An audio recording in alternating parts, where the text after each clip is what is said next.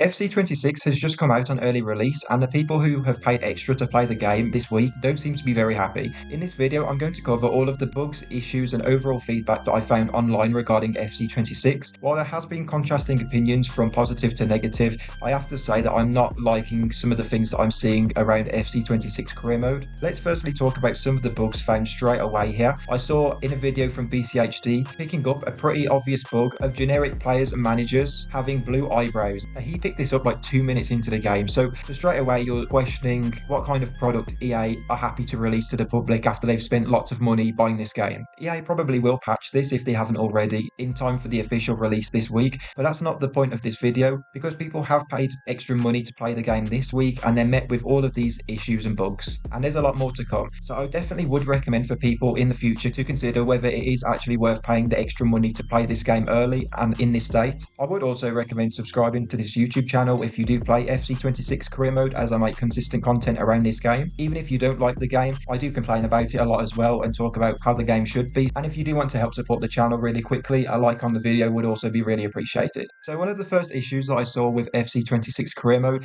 is the substitutes bench in the team management being stuck at 7 players. Now obviously this isn't realistic to most competitions. This was an issue in the previous game I believe, and EA fixed it, but straight off the bat EA are releasing this game with this issue again. So while this is frustrating, this isn't even the most annoying part of this point. So EA actually fixed this issue less than 24 hours after this was fed back to them by the people who bought the game. Now you might look at that and think, well, oh, EA are being productive, they're fixing issues really quickly, like surely that's a good thing, right? The issue that I have with this is now that people have to start a new career mode save to not continue experiencing this bug. This has always been the case, and I don't know why this is such an issue for EA to be able to fix the game and not have people have wasted their time on broken saves. But also with this in mind, it really baffles me how EA can fix this issue so quickly, yet they had a beta and I'm sure this got reported back. They have testers who are paid money by EA, either didn't feed this back or EA didn't fix this before the game was released. Something's gone seriously wrong here, like someone is getting a good wage for being completely incompetent at EA. Like how on earth does this slip through the cracks for months after months of production,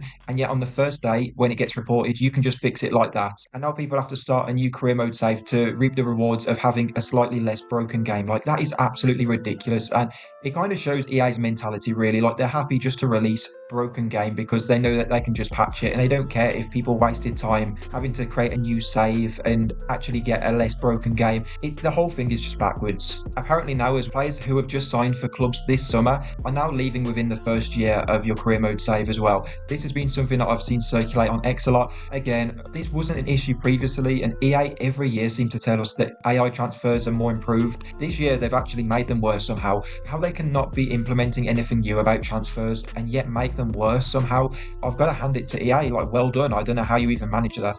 And again, well done for picking that up before you've charged people for the game. Fantastic work. Apparently notifications are still broken in the game.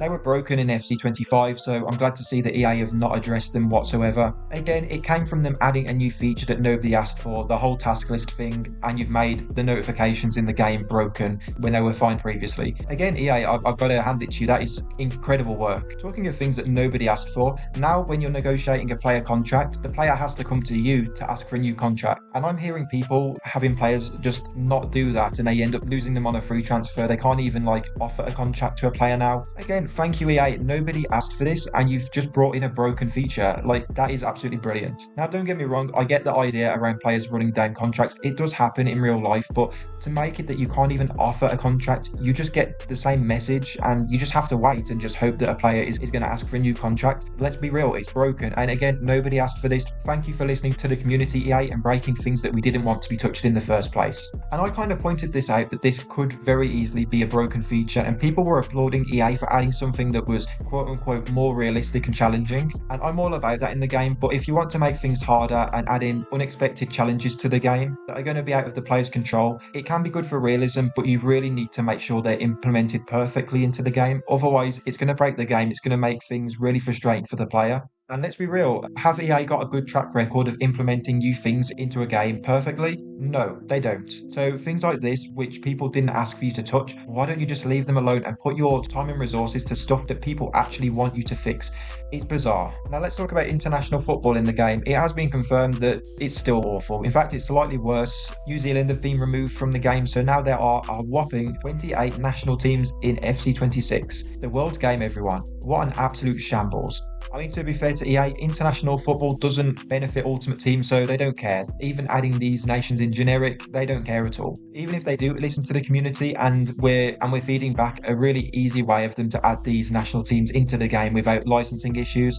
Nope, absolutely nothing. Instead, they can focus on, in my opinion, a pretty pointless new feature, and that was Manager Live. A waste of time and resources from EA. There's so many other things you could have added into the game.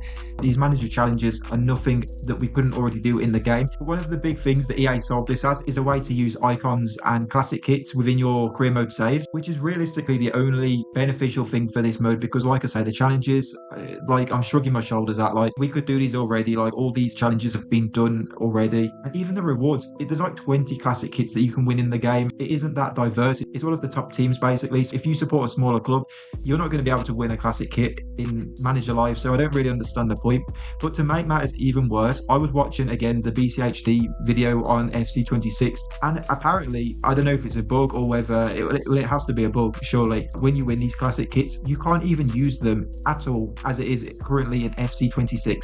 Now, again, EA will probably patch this issue, but I can't wrap my head around how a massive company like EA has their biggest feature for career mode not even function properly, like the rewards that they were bigging up. You can't even win from the first day. Like what an absolute disaster. I am just losing complete faith in EA, honestly. I've not even touched FC26 yet, and already I'm kind of done with it, if I'm being honest. And if people want to say that I'm being really critical of EA and negative, one of my upcoming videos, I am going to talk about basically what they could actually do with the time and resources they have each year for the new games, and design a deep dive for them for FC27 career mode and how they can make that the best mode that they can in 1 year. It's really not rocket science. Like, they're wasting time on these little features. On unexpected events, we are seeing a lot of good feedback about it, and a lot of people are generally enjoying some of the new challenges that come with the game. There are a few, again, I feel like are going to be broken eventually when people start to get them more. The board just selling your players without your control or refusing transfers that you're trying to make, I feel like, again, there's kind of a recipe there for it having a negative effect in career mode.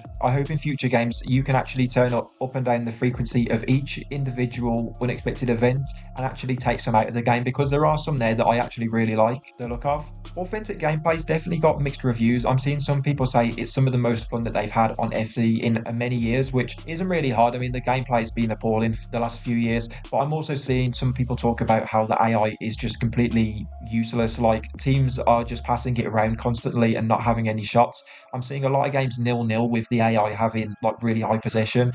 Now, I don't know if this is just people using authentic gameplay, because I am seeing some people saying that you need to use custom and use sliders, so that'll be something I'm going to check out when I do eventually get the game, and maybe make another video talking about it.